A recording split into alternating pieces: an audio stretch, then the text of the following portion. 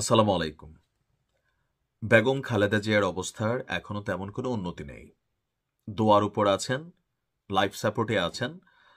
কিছুটা একটু পরিবর্তন হয়তোবা হয়েছে। আমরা গণমাধ্যমে বা ডাক্তারদের মুখে যা শুনছি, সবকিছু মিলিয়ে তিনি এখন আল্লাহর হাওলায় আছেন আমরা বলতে পারি।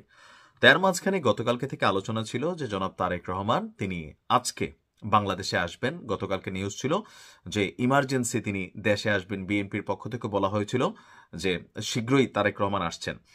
তো মায়ের এই অবস্থায় আমরা সবাই ভাবছি শীঘ্রই বলতে আজকে আসবেন। আবার অনেক পেজ থেকে প্রচারণা হয়েছে, পরে বিএনপি আবার বলছে যেটা নিয়ে যেন কোনো রকম বিশ্বাস না করে।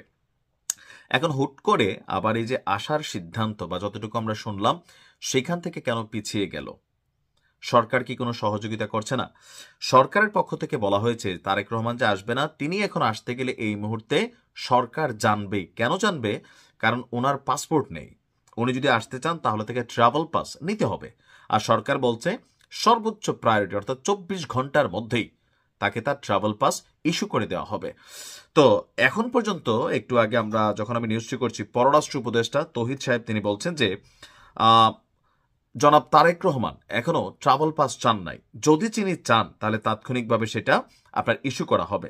এছাড়া তারেক রহমানের কাছে পাসপোর্ট আছে কিনা কিংবা তার আসার ব্যাপারে সুনির্দিষ্ট কোনো তথ্য ওনাদের কাছে আছে কিনা, তো আমাদের পররাষ্ট্র উপদেষ্টা বলেছেন এই মুহূর্তে কোনো ধরনের সুনির্দিষ্ট কোনো তথ্য ওনার কাছে নেই।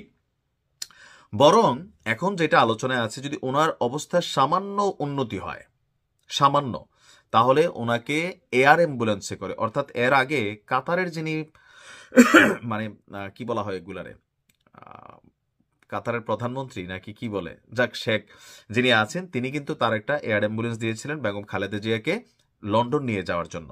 সম্ভবত তিনি সামান্য সুস্থ হলেই পররাষ্ট্র উপদেষ্টা বলছেন যে বিদেশে নিয়ে চিকিৎসার জন্য সরকার প্রস্তুতি নিয়ে রেখেছে। ওনার আত্মীয় স্বজন এবং পার্টির লোকেরা কনফার্ম করবে যে বাইরে নিয়ে যাওয়া হচ্ছে কিনা, অ্যারেঞ্জমেন্ট আছে কিনা। তো অলরেডি আমরা দেখেছি, আমার ধারণা সম্ভবত দেশের বাইরে নেওয়া হবে না। কেন নেওয়া হবে না? ওনার অসুস্থতার জন্য পৃথিবীর বিভিন্ন দেশ থেকে যেই বড় বড় বিশেষজ্ঞ চিকিৎসক টিম আছেন তারা কিন্তু এখানে এসেছেন। অলরেডি তারা দেখভাল করছেন, বোর্ড গঠন করা হয়েছে।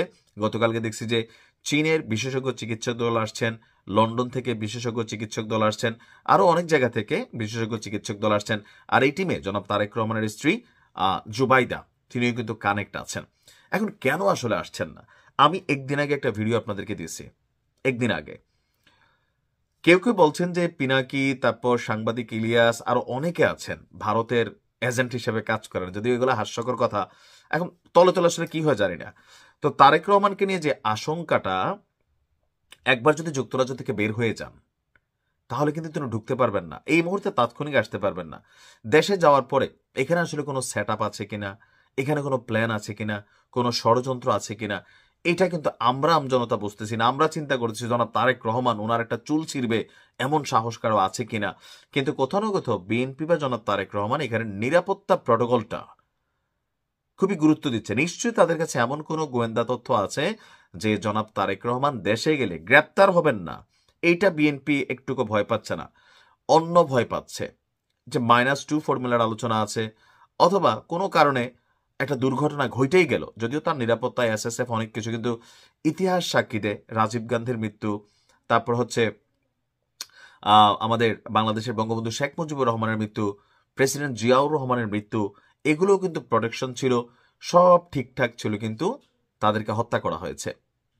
সো সম্ভবত এমন কোনো তথ্য বিএনপির কাছে আছে বা তারেক রহমানের কাছে আছে যে এখানে ওনার প্রাণের উপরে একটা কিছু তো একটা আছে। নয়তো কোথাও না কোথাও এত কিছুর পরে তিনি দেশে যাবেন না, যাচ্ছেন না, এটা একটু অস্বাভাবিক।